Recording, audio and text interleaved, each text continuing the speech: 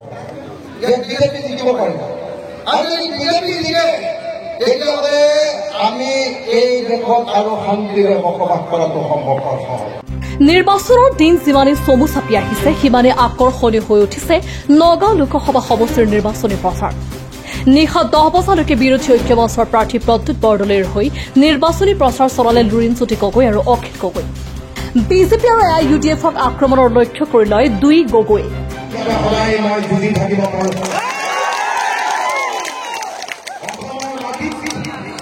আমাৰ অধিকাৰ যাতে সদায় প্ৰতিষ্ঠা কৰা যি সংগ্ৰাম, এই সংগ্ৰামত যাতে এগৰাকী জাতীয় যোদ্ধা হিচাপে সদায় যুঁজি থাকিব পাৰোঁ, তাৰ কাৰণে আশীৰ্বাদ হোৱা মই বিচাৰোঁ। ৰাইজ, এতিয়া অসমৰ পৰিস্থিতি বৰ ভাল নহয়। হিমন্ত বিশ্ব শৰ্মাক 2 নম্বৰী লোক। 2026 চনত বিৰোধীৰ চৰকাৰ আহিলে হিমন্তৰ পুৰণা ফাইল খুলি শাস্তি বিহা হ'ব বুলি মন্তব্য কৰে অখিল গগৈ। দেশ আৰু জাতিৰ শত্ৰু বিজেপি ভোট নিদিবলৈ ৰাইজক আহ্বান জনায় অখিল গগৈ। আনহাতে উজনিত অসমত আৰম্ভ হোৱা ছুনামীয়ে মধ্য অসমতো বিজেপিৰ ভেটি থৰকবৰ কৰিছে বুলি মন্তব্য কৰি লুৰিণজ্যোতি গগৈ জাতিক কৰা অন্যায়ৰ বিৰুদ্ধে আৰু মিছলীয়া চৰকাৰক ৰাইজক ভোট নিদিবলৈ আহ্বান জনায়। সাংবাদিকৰ আগত ৰূপজ্যোতি কুৰ্মীক জাতীয় মূল্যবোধ নাই বুলি মন্তব্য কৰে লুৰিণজ্যোতি গগৈ। কচুৱাৰ পৰা মইনুল হকৰ ৰিপৰ্ট, আছাম লাইভ।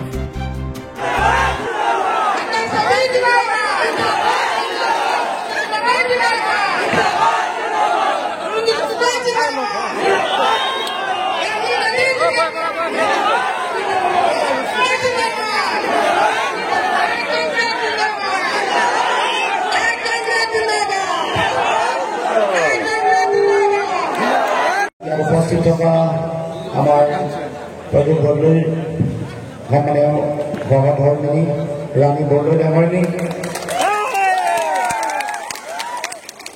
আমাৰ মনোৰঞ্জন বৰগোহাঁই ডাঙৰীয়া, আমাৰ মাঘেৰিটা পৰা আহিছে, মাঘেৰিটা যোৱাবাৰ নিৰ্বাচন কৰিছে, আৰু ৰাজকুমাৰ নিৰ্মাণিত ডাঙৰীয়া ঘৰত ডিব্ৰুগড় আমি চব উজনিৰ পৰা আহি আছো। উজনি হিলাই এবাৰ মধ্যখন মিলাবলৈ আহিছে। নামি গালি আছে, আমাৰ সন্মানীয় সভাপতি ডাঙৰীয়া আছে, আমাৰ মৌচুমী শৰ্মা ডাঙৰীয়া।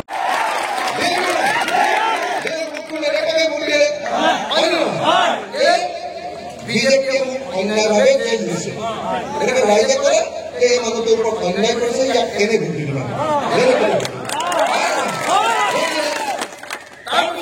মোক ৰাইজে ভোট দিয়াৰ কাৰণে কোৰ্টে মোক কেছ থেকে খালাস দিলে। যেতিয়া মোক কোৰ্টে খালাস দিলে তেতিয়া বিজেপিয়ে আকৌ হাইকোৰ্টৰ ওচৰলৈ গ'ল, ক'লে অখিল গগৈৰ আকৌ কেছ লগাব লাগে। হাইকোৰ্টে মোক আকৌ কেছ লগাই দিলে। মই এবাৰ সুপ্ৰিম কোৰ্টলৈ গ'লো, সুপ্ৰিম কোৰ্টে ক'লে যে কেছ তোমালোকে অখিল গগৈক কোনোদিন গ্ৰেপ্তাৰ কৰিব নোৱাৰে।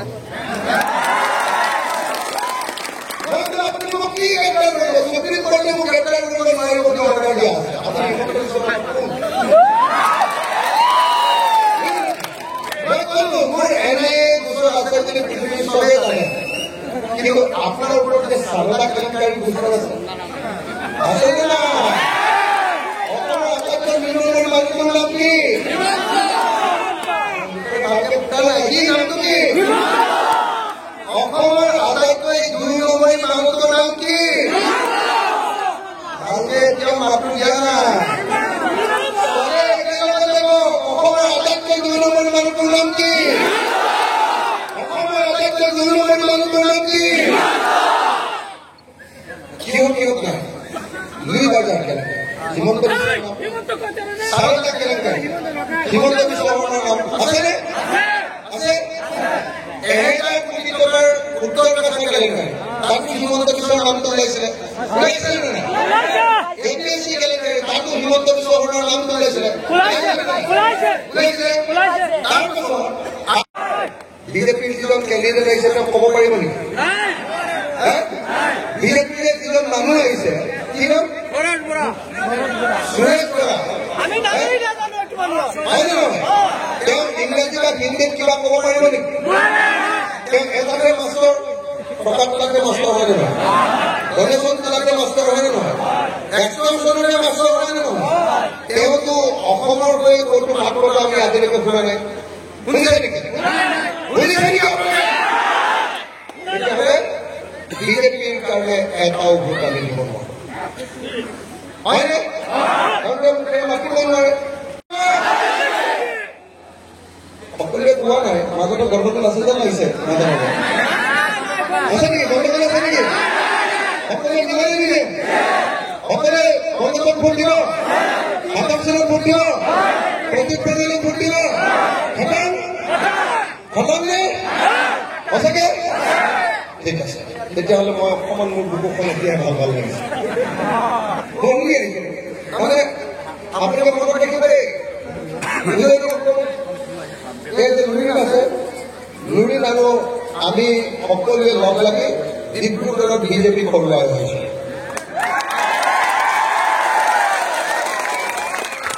যোৰহাটত গৌৰৱ গগৈক জিকাই আহিছে এতিয়া মই আপোনালোকৰ পৰা এই কথা ল'বলৈ আহিছো যে আপোনালোকে প্ৰত্যেকৰ দলক জিকাই দিব লাগে যদি গৌৰৱ জিকে যদি লুৰিণ জিকে আৰু এইফালে প্ৰত্যেকৰ দলক জিকায় যেনেকৈ মই এজন বিধায়কে বিধানসভাখন কপাই আছো নে নাই হিমন্ত মামাৰ কলিতা পকি যায় নে নাই মোৰ দেখিলে দেখিছেনে নাই আপোনালোকে হিমন্ত মামাৰ কলিতাখন কপাই থাকো নে নাই এইবাৰ লুৰিণক আমি জিকাইছো গৌৰৱক আমি জিকাইছো আপোনালোকে প্ৰত্যেকৰ দলক জিকাই দিয়ক এই পিনলৈ গৈ দিল্লীখনো এইবাৰ অসমীয়া জাতকে কাঢ়ি লৈ আহিব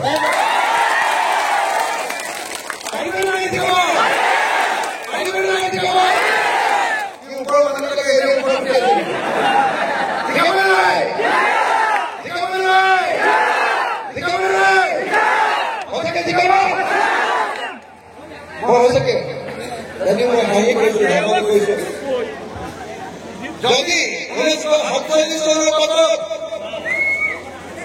অসমে এতিয়ালৈকে ভাল MP জিকাই পঠোৱা নাই দুজনে এতিয়ালৈকে ভাল MP জিকাই পঠিয়াইছিলে এজন হেমবৰ নামৰ MP এজনক জিকাই পঠিয়াইছিলে তেওঁলোকে অসমৰ তেলৰ ৰয়েলিটি লাগিবই নহ'লে দৰকাৰ হ'লে অসমে ভাৰতৰ পৰা আঁতৰি আহিম বুলি দিল্লীক দপ্ত পাই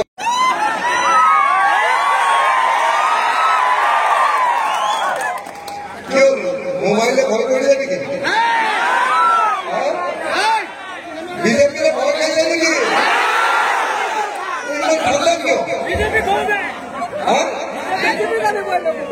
প্ৰত্যেকৰ দলে জিকিবনে নাই চবে মতা নাই দেই চবে মতা নাই গণ্ডগোল আছে নাই প্ৰত্যেকৰ দলে জিকিবনে নাই কংগ্ৰেছ জিকিবনে নাই সঁচাকে জিকিবনে নাই সকলোৱে কৈছেনে জিকিব শ্ৰদ্ধেয় গাইজ মই খুব চমুকে